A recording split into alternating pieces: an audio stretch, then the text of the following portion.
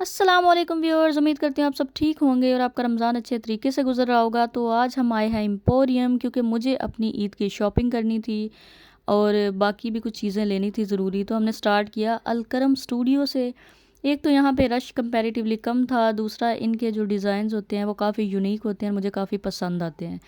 तो सबसे पहले आप मिलिए इस कपल से जिसका मुझे खुद भी नहीं पता। इसको इग्नोर करते हुए हम आगे बढ़े।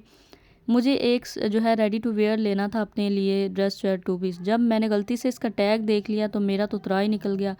फिर हम अनस्टिच वाले सेक्शन में गए। मैंने कहा चलो भागते चोर की लंगोटी ही सही, लेकिन वो भी मुझे ख़ास पसंद नहीं आए। इसकी प्राइसेस भी काफ़ी हाई थी। हम मुंह लटका के वापस आ गए। मैं तो एथनिक पे जाना चाह रही थी, लेकिन मेरी दोस्त ने कहा कि यहाँ करीब ही लाइमलाइट है तो वहाँ पे देख लेते हैं। लाइमलाइट का ये होता है कि उसकी प्राइसेस जो हैं वो काफ़ी रीज़नेबल होती हैं और दूसरा उनके पास स्टॉक भी काफ़ी ज़्यादा होता है। उनके पास सारी चीज़ें आपको इजीली अवेलेबल हो जाती हैं, जैसे वॉलेट, जूते और ज्वेलरी वगैरह। तो खैर हम लोग गए, लेकिन जैसे ही हम लोग एंटर हुए वहाँ पे तो जनाब इतना रश था कि तिल धरने की भी जगह नहीं थी। एक दफ़ा तो मैंने सोचा कि वापस चलते हैं, लेकिन फिर मैंने कहा चलो आए हैं तो देख ही लेते हैं।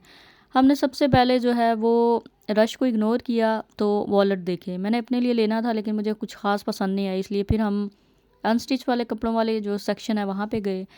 तो रश इतना ज़्यादा था, कुछ समझ नहीं आ रहा था। ये लाइमलाइट से जूते कौन लेता है वैसे? मैंने तो आज तक नहीं लिया। ज्वेलरी इनकी काफ़ी ज़्यादा अच्छी होती है, बहुत ही खूबसूरत और स्टाइलिश ज्वेलरी होती है इनकी। ये जनाब अनस्टिच वाला सेक्शन था जहाँ पे मुझे कुछ भी ख़ास अच्छा नहीं लगा। इनके एक तो इनका स्टॉक बहुत कम था, कुछ समझ ही नहीं आई। इनका तो काफ़ी स्टॉक होता है, लेकिन इस दफ़ा इनका स्टॉक अनस्टिच में काफ़ी कम था और एक तरह के मिले-जुले से डिज़ाइन थे। मुझे कुछ भी अच्छा नहीं लगा, ना ही कलर इनके इतने अच्छे लगे। तो मैंने यहाँ से भी अपना जो इरादा है वो मुलतवी कर दिया। फिर मैं अपने मोस्ट फेवरेट सेक्शन में आ गई। इनकी रिंग्स तो कमाल थी और मेरा दिल कर रहा था मैं सारी की सारी उठा के ले जाऊं। लेकिन फिर मैंने अपने बजट को भी जो है वो अपने जो है आंखों के सामने रखा।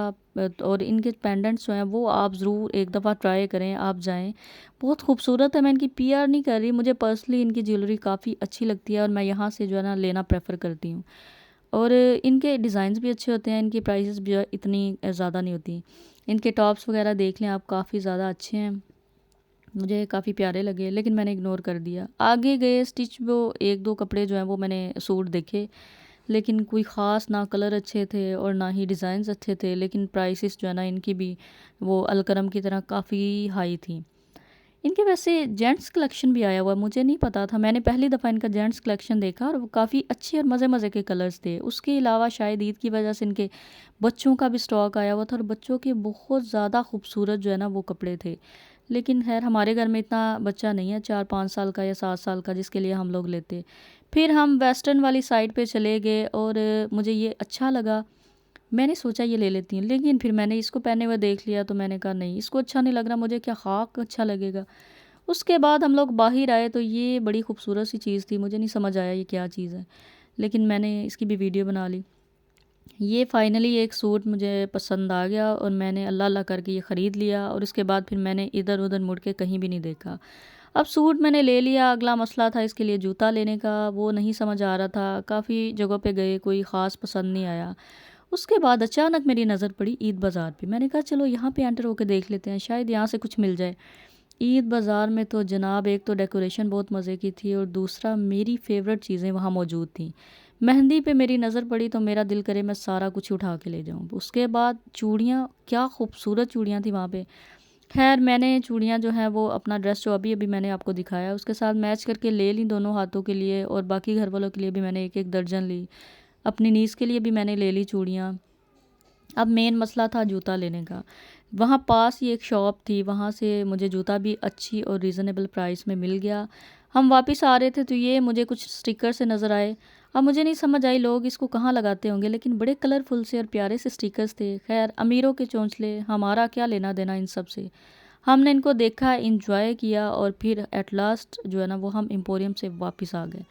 मैंने ये जूता जो है उसके साथ मैच करके ख़रीद लिया और मुझे ख़ुद काफ़ी अच्छा लगा। बड़ा कंफर्टेबल सा जूता था, उम्मीद है आपको भी अच्छा लगा होगा। उसके अलावा जे डॉट से हमने एक बॉडी स्प्रे लिया था जिसका नाम है जी खुमार।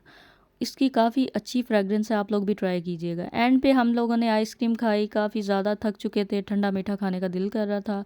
व्लॉग का एंड करते हैं, उम्मीद है आपको पसंद आया होगा। दुआओं में याद रखिएगा। अल्लाह हाफिज़।